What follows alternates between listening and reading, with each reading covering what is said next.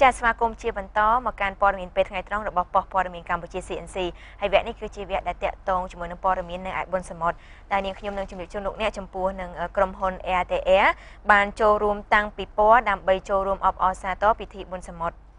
ពិធីបុណ្យសមុទ្រធ្វើឡើងនៅក្នុងខេត្តកំពតដែលមានរយៈពេល3ថ្ងៃគឺចាប់ពីថ្ងៃទី11ដល់ថ្ងៃទី13ខែធ្នូពិធីបុណ្យសមុទ្រលើកនេះមានស្តង់ដារ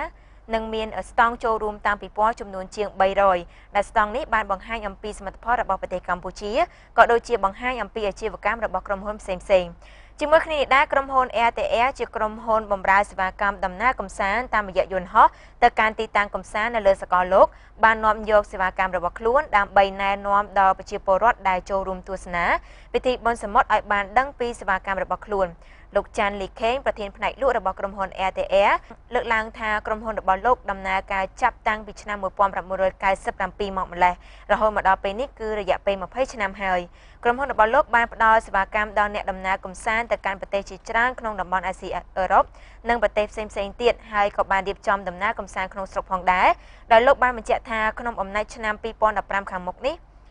ក្រុមហ៊ុនក៏មានកម្មវិធីបញ្ចុះតម្លៃដល់អតិថិជនជាពិសេសផងដែរដូច្នេះសូមស្ដាប់ជាមួយនឹងប្រសាសន៍របស់លោកចាន់លីខេងតែម្ដងចា៎ឆ្លងសកលនឹងចូលឆ្នាំខ្មែរយើងនៅខាងមុខនេះបាទខាង ATR នឹងមាន promotion ជាច្រើនទៀតបាទបើសិនជាចោះឈ្មោះពីឥឡូវហ្នឹងខាង ATR នឹងមាន promotion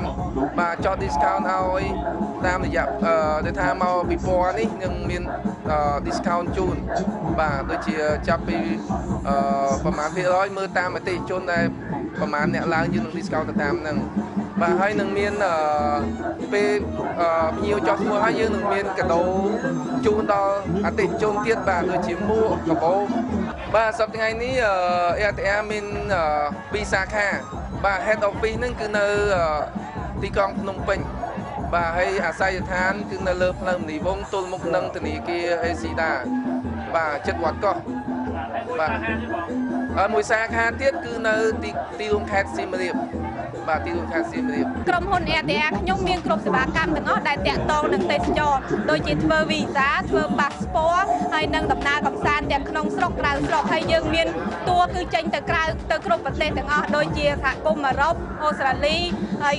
ចិត្តហ្នឹងគឺដូចជាម៉ាឡេសិង្ហបុរីថៃហុងកុងចិនហើយនិងភូមាអីយើងមានទាំងអស់បងឲ្យតែភ្ញៀវត្រូវការតាក់ទងនឹងទេសចរហើយមានទាំងសបុតយន្តហោះទៀតសូមបញ្ជាក់ថាក្រុមហ៊ុន ATR នេះបច្ចុប្បន្នមានសាខាចំនួន2ហើយគឺនៅទីក្រុងភ្នំពេញនិងមួយកន្លែងទៀតនៅឯខេត្តសៀមរាបដែលក្រុមហ៊ុន ATR មិនត្រឹមតែជាក្រុមហ៊ុនផ្ដល់សេវាកម្មជូនភ្ញៀវទេសចរទៅកម្សាន្តក្នុងនិងក្រៅប្រទេសទេពោលគឺក្រុមហ៊ុននេះក៏ទទួលបានធ្វើប៉ាសពតនិងធ្វើវីសាផងដែរ